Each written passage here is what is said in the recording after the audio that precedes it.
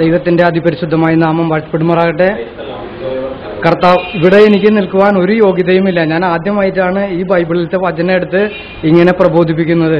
എങ്കിലും ഒരു യോഗ്യതയില്ല. പക്ഷെ എനിക്കും ഇഷ്ടമുണ്ടല്ലോ, എന്റെ കർത്താവിനെ കുറിച്ച് ഞാൻ അനേകരോട് സുവിശേഷം അറിയിച്ചതുപോലെ ഒരു സഭയിലൊക്കെ പ്രസംഗിക്കാനുള്ള ഒരു ഭാഗ്യം എനിക്ക് വേണം, ഞാൻ ആഗ്രഹിക്കുന്നുണ്ട്. അപ്പോൾ ആ ആഗ്രഹത്തോടെ ഞാനിവിടെ നിൽക്കുന്നത്. ഇന്ന് കുറച്ച് സാക്ഷ്യം ബാക്കിയുണ്ടായിരുന്നു, പക്ഷെ സാക്ഷ്യം ഇന്ന് ഞാൻ ബാക്കി പറയുന്നില്ല, സമയമില്ലല്ലോ. അടുത്ത ആഴ്ച സാക്ഷ്യം പറയാം. ഇപ്പോ ഒരു ചെറിയ കഥ കർത്താവിന്റെ കൃപയിൽ അവതരിപ്പിക്കുവാനും പിന്നെ ഒരു 2 വേദഭാഗം എടുത്ത് സംസാരിക്കുവാനും കൃപയാൽ താല്പര്യപ്പെടുന്നു.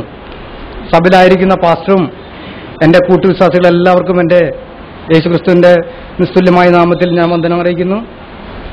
കർത്താവ് നമ്മളെല്ലാവരെയും സമൃദ്ധമായി അനുഗ്രഹിക്കട്ടെ. ചെറുകഥ എന്നുദ്ദേശിച്ച ഒരു ചെറുകഥ തന്നെയാ. ഒരു ഗുരുനാഥനും ഒരു ശിഷ്യനും കൂടെ ഒരു വിജനമായ പ്രദേശത്ത് കൂടെ ഇങ്ങനെ പോയി ഒരു കാട് കടന്നിട്ട് വേണം അവർക്ക് അപ്പുറത്തേക്ക് കടന്നവരെ സ്വന്തം വീട്ടിലേക്ക് ചെല്ലുവാൻ.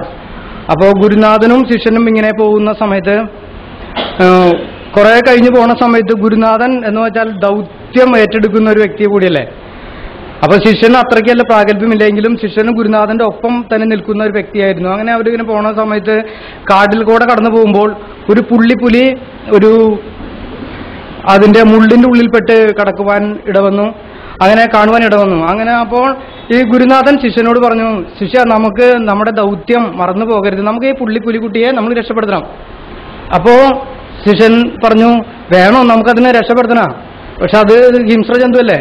അപ്പോ ഗുരുനാഥൻ പറഞ്ഞു, അതൊരു ഹിംസ്ര ജന്തു തന്നെ, പക്ഷെ നമുക്കതൊരു പുള്ളിപ്പുലി, അത് വലിയ മുള്ളിന്റെ ഉള്ളിൽ അകപ്പെട്ട് കിടക്കുക, കാടല്ലേ, നമ്മളിവിടെ എത്തിപ്പെടുകയും ചെയ്തു, ദൈവം നമ്മളെ എത്തിച്ചു ഇവിടെ, അപ്പോൾ നമുക്ക് അതിനെ രക്ഷപ്പെടുത്തുക തന്നെ വേണം.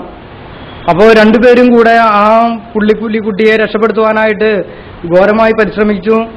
അങ്ങനെ മുള്ളൊക്കെ പിടിച്ചു വലിക്കുന്ന സമയത്ത് ആദ്യം തന്നെ ഗുരുനാഥന് കൈമേലെ ഒരു മാന്തെല്ലാം കിട്ടി കഴിഞ്ഞപ്പോൾ സാരമില്ലാന്നുകൊണ്ട് വീണ്ടും പ്രവർത്തിക്കാൻ തുടങ്ങി. അങ്ങനെ ശിഷ്യന്റെ ഭാഗത്തും ഒരുവിധം പ്രവർത്തിക്കാൻ തുടങ്ങിയ സമയത്ത് ഒരു മാന്ത് കിട്ടി.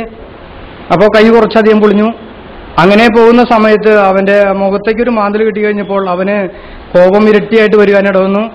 അപ്പോൾ ഗുരുനാഥനോട് പറഞ്ഞു, എനിക്ക് ഇതൊന്നും ചെയ്യാൻ പറ്റില്ല, ഞാൻ ഇട്ടിട്ട് പോവാണ്, പുള്ളിക്കുട്ടിയെ കിടക്കട്ടെ എന്നുകൊണ്ട് അവൻ അവന്റെ വഴിക്ക് പോയി. പക്ഷെ ഗുരുനാഥൻ ഇങ്ങനെ ചിന്തിച്ചു, ആര് പോയാലും എന്റെ ദൗത്യം ഞാൻ നിർവഹിക്കണം, എന്റെ കൂടെ എന്റെ ദൈവമുണ്ട്. അങ്ങനെ ഈ പുള്ളിക്കുട്ടിയെ വളരെയധികം കഷ്ടത്തോടെ ആളിതെല്ലാം മാറ്റുവാൻ ശ്രമിച്ചു. അപ്പോഴേക്കും വികൃത രൂപമായി ഈ ഗുരുനാഥൻ.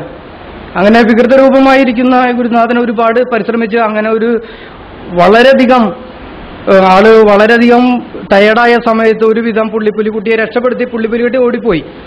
അപ്പോൾ കുറച്ച് ദൂരം പോയി കഴിഞ്ഞപ്പോൾ പുള്ളിക്കുട്ടി തിരിഞ്ഞു നോക്കിയപ്പോൾ ഈ ഇതിനോട് ഇങ്ങനെ പറയുവാൻ ഇടവന്നു, ഇതൊരു ഹിംസ്ര ജന്തുവാണ്, ഇതിന്റെ വിചാരം ഇതിനെ രക്ഷപ്പെടുത്തുവാനല്ല, മറിച്ച് ഇതിനെ ഉപദ്രവിക്കുവാൻ എന്ന് കരുതി ഇത് മാന്തുക ചെയ്യും. പക്ഷെ നമ്മളോ ദൗത്യമുള്ളവരാ, നമ്മൾ ഇതിനെ രക്ഷപ്പെടുത്തുക തന്നെ ചെയ്യണം. ഇതാ ഒരു ചെറുകഥ. ഇത് ഞാൻ തന്നെ